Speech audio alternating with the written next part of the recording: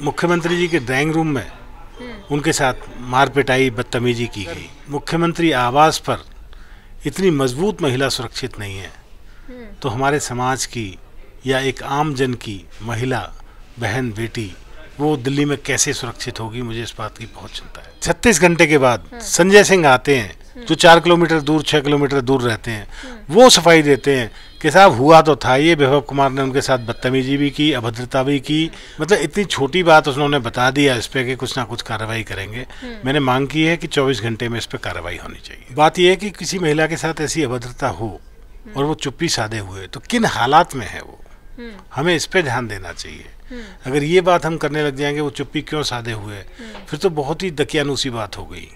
हम महिला का सम्मान यही तो करते हैं कि हम ये पता करते हैं कि महिला बेचारी है किस हालात में। और तुमने 13 में से एक महिला को अगर भेज भी दिया राज्यसभा में, तो कोई महिलाओं के ऊपर एहसान नहीं कर दिया, उससे भी आप इस्तीफा मांग लोगे 8 महीने के बाद। किसी कार्यकर्ता की हत्या नहीं है, ये लोकतंत्र की हत्या है और लगातार लोकतंत्र की हत्या इस देश में की जा रही है।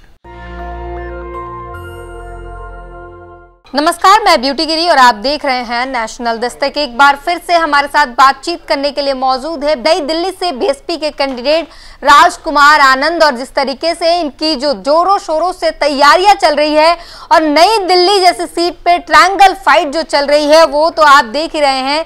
लेकिन आज का जो सबसे बड़ा मामला है इनके इस्तीफे को लेकर है। 2 बार इन्होंने इस्तीफा लिखा, एक्सेप्ट नहीं किया जा रहा है। आपने भी पूछा कि क्यों नहीं किया जा रहा है, क्या वजह हो सकती है। एक तरफ ये भी कहा जा रहा है कि सीएम केजरीवाल जो है उन्हें कोर्ट से ही आदेश है कि वो बतौर सीएम किसी भी फाइल पर हस्ताक्षर कर ही नहीं सकते, तो कैसे स्वीकार किया जाए। नहीं, इसमें तो अभी अरविंद केजरीवाल जी साइन करके एलजी को भेजेंगे, एलजी फिर राष्ट्रपति को भेजेंगे। लेकिन मैंने तो परसों भी अपने इस्तीफा देकर आए थे मेरे साथी, वो परसों भी गए सीएम हाउस जहाँ पर देकर आए थे। अंदर जाने का तो आजकल पता ही नहीं है, अंदर घुसने नहीं देते। तो उनसे पूछा कि भाई हम इस्तीफा दे गए थे, उस पर कार्रवाई क्या हुई। उन्होंने कहा हमने भेज दिया सीएम साहब को और उस पर वो कार्रवाई करेंगे। तो हमें खुद जल्दी है कि जल्दी से जल्दी वो हमें फारिग करें ताकि अपने भविष्य की योजनाओं में हम लगें। अच्छा, बीच में आपने कहा कि अंदर जाने की अनुमति नहीं है, क्यों? मतलब आपको अनुमति नहीं है, आपसे जुड़े लोगों को, या किसी को भी अब अनुमति नहीं है जाने की? देखिए, आप अब परसों का ही एग्जाम्पल लीजिए। 2 दिन पहले परसों तरसों का हमारी एक पूर्व महिला आयोग की अध्यक्ष जिन्होंने इतना सफलतापूर्वक महिला आयोग में काम किया और हमारी बहनों की बेटियों की रक्षा की, और अब वो माननीय राज्यसभा सांसद हैं, स्वाति मालीवाल जी की बात कर रहा हूँ मैं। वो मुख्यमंत्री आवास पर गई और मुख्यमंत्री से मिलने के पीछे उनसे झगड़ा हुआ और मुख्यमंत्री जी के ड्राइंग रूम में उनके साथ मार पिटाई बदतमीजी की गई, और वो भी मुख्यमंत्री जी के पीएस विभव कुमार द्वारा की गई। तो ये इतनी शर्मनाक घटना हुई है जिसका मतलब जितनी निंदा की जाए उतनी कम है। अगर मुख्यमंत्री आवास पर इतनी मजबूत महिला सुरक्षित नहीं है, तो हमारे समाज की या एक आम जन की महिला बहन बेटी वो दिल्ली में कैसे सुरक्षित होगी, मुझे इस बात की बहुत चिंता है। 2 दिन हुए इस बात को। आज संजय सिंह ने कहा है कि हम इस बात की जितनी निंदा करें वो कम है, और स्वाति मालीवाल के साथ पूरा आम आदमी पार्टी खड़ा है, कोई भी विभव कुमार का समर्थन नहीं करेगा, हम उनके साथ है। इस तरीके के आज बयान आए हैं, क्या कहेंगे उस पर? देखिए, आपके घर का जो ड्राइंग रूम है ना, उसकी क्लैरिफिकेशन, उसकी सफाई, उसकी जिम्मेदारी ये आपकी बनती है। उसमें अगर कोई झगड़ा होता है, उसमें कोई बदतमीजी होती है, उसमें कोई मोलेस्टेशन होता है, तो सबसे पहले आके आपको सफाई देनी चाहिए कि मैं जिम्मेदारी लेता हूँ या मैं ये सफाई देता हूँ। वो अरविंद केजरीवाल जी की जिम्मेदारी थी, उनको पहले दिन देनी चाहिए थी। क्या वजह हो सकती है? 36 घंटे के बाद संजय सिंह आते हैं जो 4 किलोमीटर दूर 6 किलोमीटर दूर रहते हैं, वो सफाई देते हैं कि साहब हुआ तो था ये, विभव कुमार ने उनके साथ बदतमीजी भी की, अभद्रता भी की, और ये बिल्कुल गलत है, शर्मनाक बात है, और हम इस पे उसकी मांग करते हैं और इस पे मुख्यमंत्री संज्ञान लेके कुछ ना कुछ कार्रवाई करेंगे। मतलब इतनी छोटी बात उन्होंने बता दिया इस पे कि कुछ ना कुछ कार्रवाई करेंगे। मैंने मांग की है कि 24 घंटे में इस पे कार्रवाई होनी चाहिए।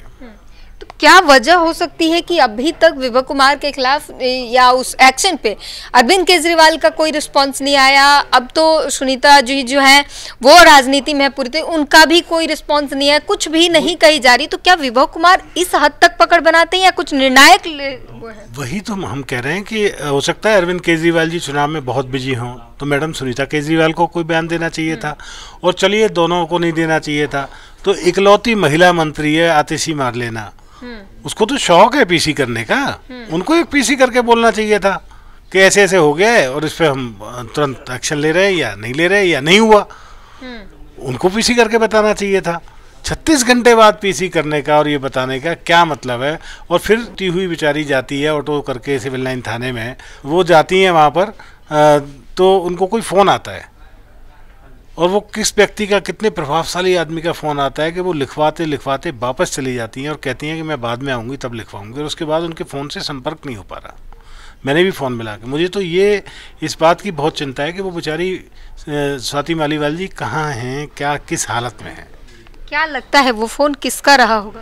ये समझ नहीं आ रहा, लेकिन बिल्कुल प्रभावशाली किसी व्यक्ति का रहा होगा, तभी वो उतनी, क्योंकि वैसे तो वो बहुत मजबूत लेडी है, आयरन लेडी है वो, और मतलब ऐसी वैसी नहीं है स्वाति, तो किसी मजबूत आदमी का रहा होगा। खबरें ये चल रही है कि जब स्वाति मालीवाल ही इस पर चुप्पी साधे हुए तो कोई और क्या बोले?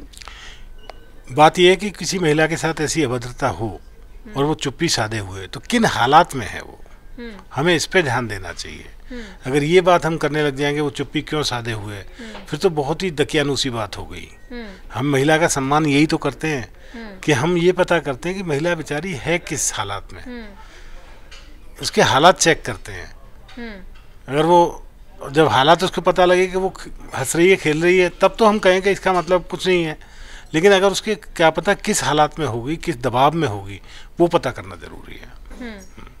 तो मैम इसके साथ अब मैंने एक सवाल पूछा कि क्या वो उनका रोल है विभा कुमार का, क्योंकि उनके खिलाफ अगर एफआईआर भी करने जाते हैं तो फ़ोन आता है आप प्रभावशाली व्यक्ति का, रोक दिया जाता है, तो उनका जो है करीबी है, लेकिन क्या वो कितने निर्णायक और फैसले लेते हैं और क्या उनका रोल है उसके बारे में बताइए, क्योंकि आप रहे हैं केजरीवाल जी के साथ तो जानते हैं क्या कुछ रहा होगा। देखिए विभा कुमार का उन्होंने नाम लिया है, तो उनका क्या कोई भी रोल रहे सरकार में, कुछ भी रहे, तो इसका मतलब स्वाति उनसे डरने वाली तो है नहीं, नहीं तो नाम ही नहीं लेती, वो कहती किसी व्यक्ति ने मारा है, तो वो बात तो खत्म हो जाती है। लेकिन उनके पास फोन किसका आया, किसी और व्यक्ति का है जो इन दोनों से ज्यादा प्रभावशाली है। तो अभी भी आपको लगता है कि स्वाति मालीवाल पर दबाव बनाया गया है? Definitely definitely. इस्तीफे की भी बात चल रही है, कहा जा रहा है उनसे इस्तीफा मांगा जा रहा है। हाँ ये भी र्यूमर है। हाँ। और क्योंकि मेरी तो बात हो नहीं पाई इसलिए मैं पूरी तरह से नहीं कह सकता, लेकिन ये भी र्यूमर है, अगर ऐसा है तो ये बहुत गलत है। देखिए 13 राज्यसभा सांसद बने जिसमें से 2 दलितों का हिस्सा बनता है जी। ठीक है, एक भी दलित नहीं भेजा गया। ठीक है, आधी आबादी है महिलाओं की, महिला सम्मान की बात है, महिलाओं के पोस्टर छपवाने से नहीं होती। आधी आबादी महिलाओं की, तो उनको आधा हक क्यों नहीं देते? और तुमने 13 में से एक महिला को अगर भेज भी दिया राज्यसभा में तो कोई महिलाओं के ऊपर एहसान नहीं कर दिया, उससे भी आप इस्तीफा मांग लोगे 8 महीने के बाद। मेरा पाप कर रहे हो आप लोग, मैं इसे पाप कहूंगा। आप पे भी सवाल उठ रहा है कि आपने भी तो 2 दिन बाद प्रेस कॉन्फ्रेंस किया, आपने भी मुंह खोली, लेकिन 2 दिन बाद खोला। नहीं, इसमें इल्जाम की बात नहीं है। मैं ये कंफर्म, जो आपके, क्योंकि मैंने खुद स्वाति जी को फ़ोन करने की कोशिश की, उनका फ़ोन नहीं लगा, तो मेरे दिमाग में ये था कि क्या चल रहा है अंदर। जैसे आपने कहा कि वो चुप हैं, तो मुझे भी लगा कि वो चुप हैं, कहीं ऐसा ना हो उनका कोई पैचअप है या गलत। पहले तो ये मुझे लगा कि किसी ने वैसे ही कॉल कर दिया, किसी लड़की ने फ़ोन कर दिया कि मैं स्वाति मालीवाल बोल रही हूँ, तो मैंने फ़ोन नंबर थाने से कंफर्म कराया, नंबर वही था सेम जो स्वाति का है। तब फिर लगा कि हाँ ये बात तो ठीक है। फिर मैंने कहा अरे अंदर से कंफर्म हो जाए, तो बहुत पता किया। फिर जब संजय सिंह बोले तब ये कंफर्म हुआ, उसके बाद मैं आज आपके समक्ष बैठा हूँ। तो क्या लगता है स्वाति मालीवाल से उनका फ़ोन भी ले लिया गया है? स्वाति मालीवाल से फ़ोन नहीं लिया गया, उनके तो बात नहीं हो पा रही। बात नहीं हो पा रही। आपके बारे में भी तमाम लोगों ने कई बातें कही, अब आप उनको जिस तरीके से उत्तर दें। बात ये कही स्वाति मालीवाल के लिए आपने रोका, बोला है, 2 दिन बाद बोला, ये चीजें रही, लेकिन बीजेपी के रैली में पत्रकार को पीट दिया जाता है, बीएसपी के एजेंट को, जो पोलिंग एजेंट है उनको पीट कर उनकी हत्या कर दी जाती है, लेकिन बीएसपी इस पर चुप है, आपने कुछ नहीं बोला, इसके लिए आप क्या कहेंगे? हाँ, वो बड़ी निंदनीय घटना है, इसी इलेक्शन की बात है, वो बहुत निंदनीय घटना है। लेकिन यूपी में तो इस बार फिर भी पिछले चुनाव के मुकाबले कम घटनाएं हुई हैं। कम घटनाएं हुई हैं इस बार, कम हुई है एज पर रिकॉर्ड। लेकिन इस घटना पे किसी की पीट कर हत्या कर देना, पोलिंग बूथ एजेंट की, बीएसपी की, और इस पर कोई कुछ नहीं बोल रहा, चुप्पी साधे हुए है, तो फिर कार्यकर्ताओं में मनोबल गिरेगा। बिल्कुल मनोबल गिरता है, इस तरह से कौन पार्टियों के लिए काम करेगा। ये एक्चुअली किसी कार्यकर्ता की हत्या नहीं है, ये लोकतंत्र की हत्या है, और लगातार लोकतंत्र की हत्या इस देश में की जा रही है, लगातार की जा रही है। पहले कांग्रेस करती रही, फिर 10 साल से भारतीय जनता पार्टी कर रही है, दिल्ली में आम आदमी पार्टी कर रही है। ये देश कैसे चलेगा कुछ समझ नहीं आता। पर बीजेपी के, क्योंकि जो आरोपी है उसके लिए गांव वाले खुलकर बोल रहे हैं, कह रहे हैं कि सत्ताधारी जो पार्टी है उसका संरक्षण प्राप्त है इस आरोपी को, आप लोग नहीं बोल पा रहे उसके खिलाफ खुलकर। मैं तो खुद बोल रहा हूँ कि बीजेपी लोकतंत्र के खिलाफ है, और लोकतंत्र के मतलब जो मर्जी हथकंडे अपना रही है। बीजेपी मतलब अलोकतांत्रिक पार्टी है, आई मस्ट से। चलिए, दिल्ली की जो गद्दी है उसका रास्ता जो है ये उत्तर प्रदेश और बिहार से होके जाता है। कितनी सीटें आ रही हैं बीएसपी का, जो है क्या कुछ बना हुआ है माहौल, ये बताइए जरा। देखिए, दिल्ली बीएसपी जो है कितनी सीटें आ रही हैं ये तो मैं नहीं कह सकता अभी, लेकिन उत्तर प्रदेश से चौंकाने वाले रिजल्ट आ सकते हैं बहुजन समाज पार्टी के पक्ष में। और दिल्ली भी इस बार या सीटों के रूप में या वोट परसेंटेज के रूप में चौंकाने वाली है। बिहार में शंभू कुमार सिंह लड़ रहे हैं, उनके क्या कुछ माहौल है, उनके बारे में बताइए। शंभू सिंह का अच्छा चल रहा है, जिस सीट पे वो वैशाली से लड़ रहे हैं वहाँ पर ओबीसी और दलित में से किसी को भी मतलब उम्मीदवार नहीं बनाया जाता था। इस बार बीएसपी ने उनको उम्मीदवार बनाया, तो काफ़ी लोग उनसे जुड़ रहे हैं, काफ़ी लोग उनको सपोर्ट कर रहे हैं हर तरह से, तो उनके अच्छे भविष्य की कामना करता हूँ। उम्मीद है कि इस बार वही जाएंगे संसद? उम्मीद कर सकते हैं, कम से कम फाइट में तो वो रहेंगे। ठीक है, बहुत बहुत शुक्रिया। Thank you. तो तमाम सवाल किए, और स्वाति मालीवाल के जो सीएम आवास पर जो कुछ भी हुआ स्वाति मालीवाल के साथ, उस पर सर ने जो है प्रेस कॉन्फ्रेंस की, आवाज़ उठाई, और उसके बाद तमाम सवाल जो खड़े हो रहे थे वो हमने जानने की कोशिश की, और सर ने उस पर बखूबी जवाब दिए हैं। इस पूरी बातचीत पर अपनी प्रतिक्रिया ज़रूर दीजिए। कैमरामैन आशीष के साथ ब्यूटी गिरी, नेशनल दस्तक।